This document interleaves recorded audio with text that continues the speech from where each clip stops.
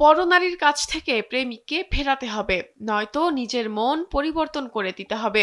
সৃষ্টিকর্তার কাছে এভাবে আকুতি জানানো একটি চিঠি পাওয়া গেছে কিশোরগঞ্জের পাগলা মসজিদের টাকার বাক্সে। নারী চরিত্রের বক্তব্য হলেও চিঠিতে লেখকের কোনো পরিচয় পাওয়া যায়নি। নাম পরিচয়হীন প্রার্থনায় লেখা হয়েছে, আমার এই নিষ্পাপ মন মহসিনুর রহমান আরমান টুকরা টুকরা করে দিয়েছে।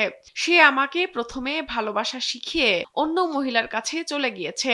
চিঠিতে আরো লেখা হয়েছে, মহসিনুর রহমান যেন অন্য কারো কাছে না যায়, না হলে আমার মনকে পরিবর্তন করে দিন। এখন যে কোনো ব্র্যান্ডের পুরাতন এসি বদলে নতুন ওয়ালটন এসিতে উপভোগ করুন 25% ছাড়।